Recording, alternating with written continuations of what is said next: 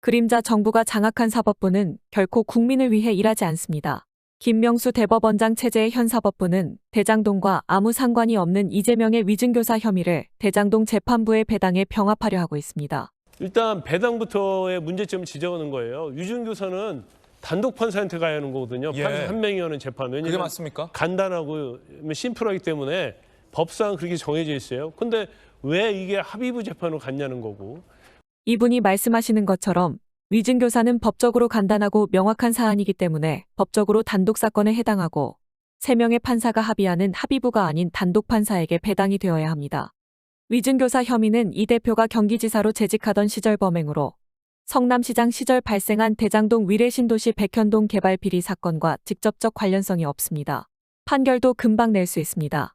이러한 점을 고려해 검찰도 별도 기소한 것이지만 김명수 대법원장이 남겨놓은 현 사법부는 이재명 재판을 앞으로 3년이 걸려도 끝날지 알 수 없는 대장동 재판부로 배당을 한 것입니다.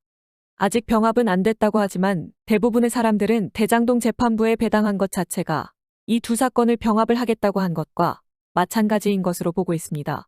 사법부는 자유민주주의 국가에서 정의의 상징과도 같은 곳입니다.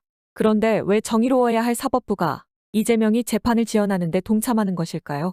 죄가 있으면 벌을 받으면 되고 죄가 없으면 없다는 점을 입증하고 풀려나면 됩니다. 그것이 사법부가 할 일입니다. 이재명이 죄가 없다면 재판을 지원할 이유도 없습니다.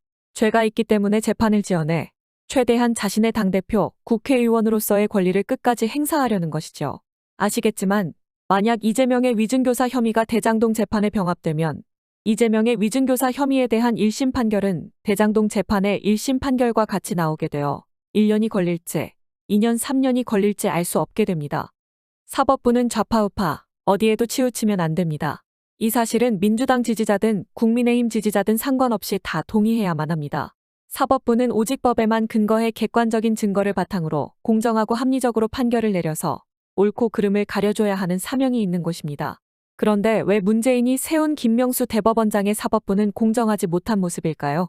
현재 사법부를 민주당과 좌파 사회주의 집단이 장악하고 있다는 반증입니다.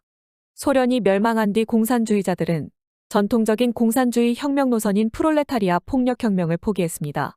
그리고 그들은 사회를 공산화할 수 있는 새로운 방법을 제시했던 이탈리아의 공산주의 운동가인 안토니오 그람시의 헤게모니 이론을 공부했습니다.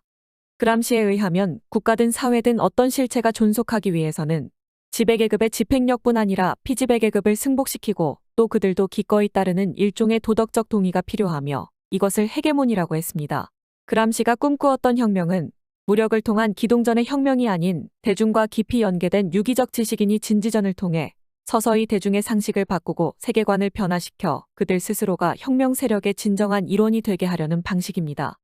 신공산주의자들의 진지전은 대중의 상식과 세계관을 변화시키는 시도로서 문화계와 교육계를 통해 주로 하지만 대한민국 사회에서는 사법체계를 장악해 법적인 판단조차도 객관적인 진실이 아닌 공산주의자들 마음대로 바꾸려는 시도를 하고 있는 것입니다. 검찰은 백현동 개발비리 사건과 위증교사 사건을 법원이 같은 재판부에 배당한 데 대해 두 사건을 별도로 심리해야 한다는 취지의 의견서를 제출할 예정이라고 전해졌습니다. 과연 대한민국 사법부가 공산주의자들에 의해 함락되었는지 아니면 여전히 공정함을 잃지 않고 대한민국의 정의를 지키는 마지막 보루인지는 이 두 사건을 사법부가 병합하는지 여부에 달려 있습니다. 그렇게 할 것으로 보이지만 만약 사법부가 두 사건을 병합한다면 현 대한민국 사법부는 죽은 것이고 더 이상 자유민주주의 헌법을 수호하는 기관이 아니게 된 것입니다. 지난 대선 때 이재명을 지지하는 시민들과 대화를 해본 경험이 있습니다.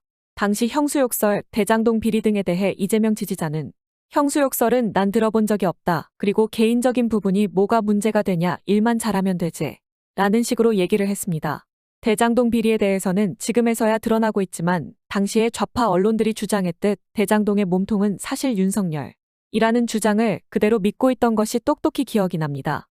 자기가 믿고 싶은 것만 믿으려는 경향과 목적이 수단을 정당화한다는 신념으로 능력만 있다면 범죄나 도덕적인 부분은 문제가 되지 않는다는 식의 사고방식을 듣고 실로 놀라지 않을 수가 없었습니다.